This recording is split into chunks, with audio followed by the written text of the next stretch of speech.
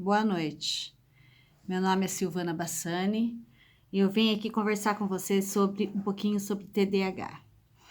Eu trabalho numa sala de recursos multifuncionais e o que eu vou falar aqui para vocês não é nada científico. Vou falar muito da minha experiência como professora e de como tenho percebido ao longo dos anos como funciona o cérebro e as dificuldades da pessoa que tem o TDAH.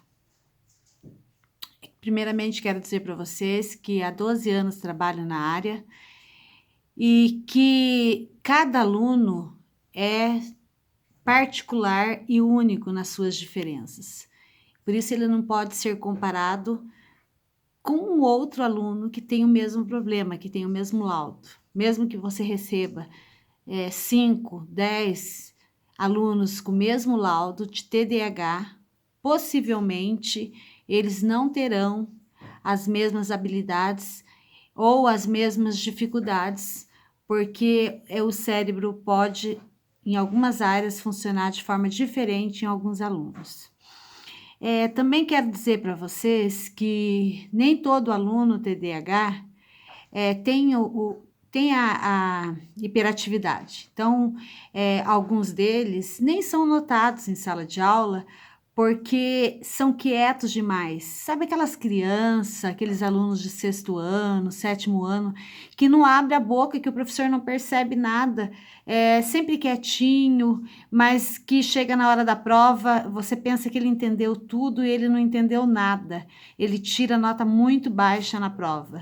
E aí você vai olhar o caderno, muitas vezes ele tem o caderno em dia, porque ele tem déficit de atenção, mas é uma pessoa responsável, então ele copia ou ela copia a matéria do colega e acaba tendo o caderno em dia, em ordem, todos os exercícios resolvidos. Aí você não entende por que é que ela ou ele não tirou nota na prova. Então, quero dizer para vocês que essa aluna ou esse aluno possivelmente tem déficit de atenção.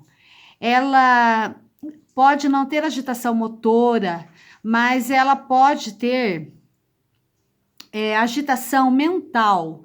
Enquanto ela está olhando para você, professor, você está achando que ela está entendendo tudo porque ela está com os olhos fixos em você, está muito comprometida, está muito atenta, você acha que ela está muito atenta, o pensamento dela está a 1000. Ela está pensando em um monte de coisa ao mesmo tempo. Ela está pensando no que está acontecendo lá na casa, o que ela vai almoçar, o que ela tem que fazer depois do almoço, no trabalho de matemática. E a agitação, a hiperatividade acaba sendo mental e não motora. Então, apesar dela estar quietinha, olhando para você, ela não está entendendo nada do que você está falando. Diferente daqueles que é TDAH mesmo, que tem déficit de atenção e hiperatividade. Esses são aqueles visíveis que todo professor nota que incomoda a aula, porque ele não para quieto, ele mexe com um, mexe com o outro, ele puxa o cabelo de um, ele olha no lápis que caiu, ele olha na borboleta que passou, ele olha na... Tudo que acontece na sala de aula, ele está prestando atenção, tudo menos no professor. E aí, tem um grande problema, que daí o professor às vezes chama a atenção dele e fala: menino, para, olha aqui para mim, olha aqui, você não vai entender, como é que você vai entender se você não presta atenção? E acontece o seguinte, que se ele for pressionado, ele vai mais ainda ter dificuldade de concentrar-se. E o pior é que se ele tá ali com o foco, prestando atenção na tua aula, ele pensa, eu tenho que entender, tenho que prestar atenção nessa matéria, faz de conta que é matemática, eu tenho que prestar atenção nessa matéria porque eu não sei esse conteúdo e a prova é amanhã e é revisão, mas acontece, cai um lápis, ele olha para o lápis e ele já se desconcentrou e já perdeu o raciocínio da explicação da professora. Por segundos, ele volta a prestar atenção na professora, já não consegue acompanhar o raciocínio da professora. É por isso que ele não entende. Então, é muito simples esse aluno, ele pode ter 2 comportamentos, que às vezes a gente não percebe como professor. Ou ele vai ser humilde de falar para o professor que ele não entendeu nada, e vai estar sujeito à gozação ou brincadeira do amigo, Ou ele simplesmente vai fazer de conta que entendeu e que não quer fazer de preguiça, porque ele é indisciplinado. Então, ele prefere ter o nome de indisciplinado do que ele ter o nome de burro, de ser chamado, às vezes, de ser o motivo de riso da turma da sala. Outra coisa muito importante é que esses alunos geralmente têm muito fracasso escolar. E eles não entendem por que isso acontece. Porque eles sabem muito bem mexer no computador, porque eles andam muito bem de skate, porque eles entendem muito bem de outras coisas que são de música, de rock. Ele consegue se concentrar em jogos, consegue criar jogos, consegue criar slides, fazer várias coisas que ele se considera inteligente. Então ele diz, eu sou inteligente. E por que é que eu não aprendo matemática? E ele fala, não, eu vou conseguir, eu sou inteligente. Mas acontece que ele tenta e fracassa uma vez. Aí ele tenta de novo e fracassa de novo. E tenta novamente mais uma vez e fracassa. Esse aluno vai ficar totalmente desestimulado e não vai querer tentar de novo. Ele simplesmente vai se negar a fazer, porque ele já não aguenta mais a frustração. E a autoestima vai lá embaixo, porque a cada fracasso que ele tem, ele se sente burro. Ele não entende por quê. Que ele não consegue matemática ou que ele não consegue português e ele é bom em outras áreas. Aí eu acho muito importante esse aluno saber do problema que ele tem. Eu, como professora de sala de recursos, trabalho com adolescentes e eu conto para eles como funciona o cérebro deles. Inclusive, tento, junto com eles, descobrir alternativas, estratégia para que eles consigam manter o foco, manter a atenção. Eles falam, mas professora, por que tem coisa que eu presto muita atenção e eu não consigo prestar atenção em matemática? Aí eu explico para eles que é porque eles gostam, porque aquilo que é do interesse deles, eles conseguem prestar muita atenção. Inclusive, eles prestam atenção além do necessário, que é chamado de hiperfoco. Eu vou dar um exemplo muito simples disso. Sabe o nosso filho, por exemplo, ou um sobrinho, um conhecido, que está lá no computador concentradíssimo e ele está vencendo o jogo e você fala com ele, José, ele não responde. José, ele não responde. José, José! E você enfesa e chega perto dele, toca no ombro dele e fala, escuta aqui, menino, tô falando com você. Aí ele olha para você e aí que ele te notou, porque ele não escutou nenhuma vez você chamando. Isso é chamado de hiperfoco, um dos sintomas de quem tem o TDAH. E que às vezes você se confunde. Ele não tem TDAH, ele tem preguiça, porque como é que quando ele está jogando ele presta atenção, ele consegue se concentrar? Mas é porque toda pessoa que tem TDAH, ela se concentra muito e consegue manter a atenção sustentada, a concentração naquilo que é de seu interesse. E geralmente eles são muito criativos. E é por isso que muitas das pessoas que têm TDAH se destacam na sociedade. Muitos escritores, autores de livros, pintores de sucesso, muitos, inclusive, têm sucesso por conta desse hiperfoco, porque ele se motiva tanto naquilo que é do seu interesse que ele faz muito bem feito. Ele não liga de gastar horas para treinar aquilo que ele gosta e acaba ficando muito bom naquilo. E aí é onde você, como professora de sala de recurso e professora de sala comum, deve descobrir o que é que ele é bom, o que é que ele tem habilidade e, em cima disso, motivá-lo, dizer que ele tem condições, que se ele consegue naquilo que ele gosta, ele vai conseguir se ele se esforçar na matéria que ele tem dificuldade também. Porque eu quero dizer para vocês, professores, pais de alunos que têm TDAH, que ninguém quer nascer com nenhum transtorno de aprendizagem. E que o que pode parecer muito simples para você é uma dificuldade muito grande para quem tem TDAH. Porque eu quero dizer para vocês que o cérebro dessas pessoas não funciona da mesma forma do que quem não tem TDAH. Uma pessoa neurotípica não é igual, o cérebro morfologicamente é diferente, tem alterações na conectividade, principalmente no hipocampo e na parte, a amígdala, que é responsável, a amígdala e o hipocampo, que é responsável pela emoção, pela motivação e pela recompensa, é menor em quem tem TDAH. Então, eu sempre digo que uma estratégia de aprendizagem, eu sei que você vai dizer, mas isso é errado, ele não pode ter sempre alguma coisa em troca, com recompensa, ele tem que fazer, ele é obrigado, é obrigação do aluno fazer isso. Só que se você quer que ele faça, que ele se dedique mais, que ele consiga finalizar a tarefa, porque a grande dificuldade de quem é TDAH é finalizar, ele começa, ele começa, mas ele não consegue concluir as atividades. Então eu digo que o sistema de recompensa é uma grande estratégia.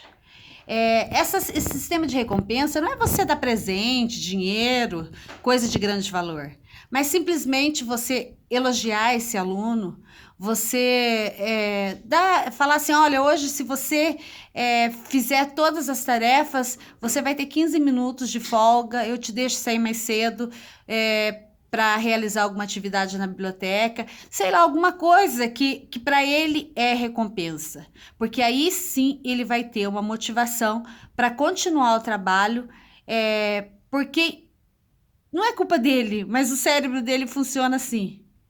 E é praticamente a base de troca. E aí o combinado é muito importante, porque o TDAH gosta de cumprir o que promete. Se ele promete, ele quer cumprir. E você vai motivá-lo para isso, porque você vai estimular o hipocampo e a amígdala, que são responsáveis. A amígdala é responsável pelas emoções, outro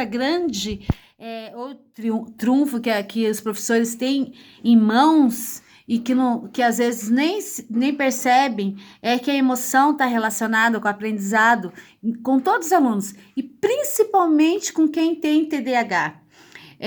A conquista do aluno, a empatia vai ser tudo, porque se ele gosta de você, ele vai aceitar que você brigue, que você chame atenção, que você coloque limites, porque existe uma empatia. Mas se você for tentar na dureza, mostrando só autoridade, não querer ser amiga desse aluno, não mostrar que está preocupado com ele, que se interessa com ele, que entende o problema dele, aí você não vai conseguir nada, professor. E mãe, você também não vai conseguir. Então, chega para o seu filho ou para seu aluno e diga, olha, eu entendo como funciona o teu cérebro, eu sei que não é porque você quer que você é assim, eu sei que você tenta se organizar, se planejar, mas você não consegue, mas eu estou aqui para te ajudar. O que você precisa? É uma palavra de afeto, não é ficar dando... o que eu quero dizer é que ele não precisa de nota de graça, porque se ele tiver uma atenção especial, ele vai aprender, porque a pessoa com TDAH não tem nenhum problema cognitivo, ele não tem déficit intelectual, a inteligência dele está, na maioria, dentro da média, e alguns deles está acima da média, eles se destacam em alguma área, mas por conta do transtorno, ele vive num dilema emocional, conflito familiar, porque é uma cobrança da mãe, porque a escola reclama que não faz tarefa, que não tem matéria no caderno, que não sabe dia de prova, e não se organiza, não faz o trabalho, não entrega no dia certo. Então, é o conflito familiar, a diferença, né, conflito com seus pares também, porque ele se sente inferiorizado, infelizmente, porque pelos fracassos que ele tem. E eu queria dizer também para vocês que todo TDAH tem algumas áreas dos cérebros menores, isso é científico, é provado. E a conectividade também, principalmente no córtex cerebral, é diferente de quem não tem TDAH. Então, essa parte de motivação, planejamento, organização, tudo tem uma conectividade diferente. Então, o cérebro dele funciona diferente. Eu costumo dizer assim, que ele não tem dificuldade para aprender. Ele só precisa encontrar o caminho certo para a aprendizagem. É como se você escolhesse, você fizesse um trajeto da sua casa para a escola. Pelo caminho mais rápido, mais fácil. E isso seria para quem não tem TDAH, um exemplo. E aquele que tem TDAH, ele vai chegar lá na escola, mas ele não vai pelo mesmo caminho que você. Ele não consegue, por conta da disfunção neural que ele possui. Então, ele vai chegar na escola sim, mas ele vai chegar por um caminho mais difícil, mais longo, e vai ter curva, ele vai para uma outra rua que você jamais iria para chegar na escola. Mas ele tem que dar essas voltas, e essas voltas é que você, professor da sala de recursos, você, professor da sala comum, você, pai e mãe, tem que entender que ele necessita. Então, é por isso que ele precisa de um tempo maior, porque ele não vai conseguir aprender na sala de aula com você, porque ele está olhando para você, mas se ele está quieto, parado, o cérebro dele está em movimento, a 1000 por hora. Ou, às vezes, quanto mais, se você chamar atenção, quanto mais ele tenta se concentrar, pior fica aí, que ele não consegue mesmo. E ele prefere, como eu disse anteriormente, que ele seja chamado de indisciplinado, de preguiçoso, do que ser chamado de burro, porque é o que ele sente, o que ele acha que ele é, por conta de não aprender. Geralmente, as dificuldades maiores são em matemática. Eu tenho percebido com meus alunos que a maioria é em matemática, porque alguns deles também precisam que seja explicado de uma maneira bem concreta, bem facilitada, de uma maneira clara, objetiva, porque a ideia abstrata também é muito complicada. Alguns são comprometidos na memorização. E também eu tenho outros alunos com TDAH que comigo na sala de recursos aprendem, eles conseguem entender individualmente quando é trabalhado e conseguem resolver. Eu percebo que eles sabem e que chega na hora da prova não tira nota, não tira nota. E aí eu converso com os professores, mas ele sabe fazer, porque comigo ele fez, mas ele não consegue, porque ele fica com tanto medo da prova que a ansiedade, o emocional afeta e ele não consegue lembrar do que ele fez na sala de recursos, do que ele aprendeu. E ele se sente tão inseguro que às vezes ele sabe, mas ele acha que ele não sabe, que ele não aprendeu, que não é daquele jeito. E acaba indo muito mal na prova. Aí eu falo com os professores que eles precisam dar uma segunda chance e dar um tempo maior para eles resolverem, porque 50 minutos também, nenhum aluno consegue fazer, que tem TDAH, consegue fazer uma prova em 50 minutos. Isso eu falo com certeza, porque primeiro ele já vai ficar ansioso, porque ele só tem 50 minutos. Aí ele vai ler, ele não vai interpretar, não vai conseguir, e ele vai se apavorar para terminar dentro do prazo, estipulado pelo professor, e vai acabar indo muito mal na prova. Até aquilo que ele sabe, ele vai acabar errando. Então, uma diferenciação curricular que precisa acontecer é você dar um tempo maior, no mínimo 2 aulas para esse aluno. E, se possível, até que ele faça essa prova num lugar mais tranquilo, porque qualquer coisa vai tirar a atenção dele, e que alguém, não é contar a resposta para o aluno, mas mediar essa avaliação. Lê para ele, porque se você lê, às vezes ele entende. É você fazê-lo lembrar, sobre aquilo que a gente aprendeu na aula, na sala de recursos. Você sabe o que que tem que fazer aqui. Ele vai responder para você, tem que fazer isso. Eu falo assim, você acha que sim? Então faça. Ele vai fazer, ele sabe fazer. Ele só não faz porque ele não é seguro. Ele fracassou tantas vezes que ele acha que ele não aprendeu. E aí, quando você começa trabalhar e ver resultados, ele começa a entender o conteúdo na sala de recursos, ele também começa a entender na sala comum, a autoestima dele vai lá em cima. E eu tenho vários casos de alunos que começam a se destacar daí naquela área de habilidade deles. Tenho grandes artistas como desenhistas, é, escritores mirins que escrevem poemas maravilhosos e que eram alunos que não tirava nota e que não ia, reprovava. Teve um que reprovou 2 anos seguidos até que foi feita a avaliação dele. É, e depois disso, ele participou até, concorreu à melhor redação da escola e ganhou em segundo lugar e recebeu premiação por isso, por ter se destacado na escrita. Ele escreve textos maravilhosos e poemas também maravilhosos. Então, o que eu quero dizer para vocês que eles precisam de um apoio, de um olhar diferenciado. Se você mostrar para ele que acredita nele, que ele quer, que ele é capaz, que ele está tentando, que ele está dando o melhor dele, ele vai melhorar. E nunca compare um aluno TDAH com um aluno que não tem problema.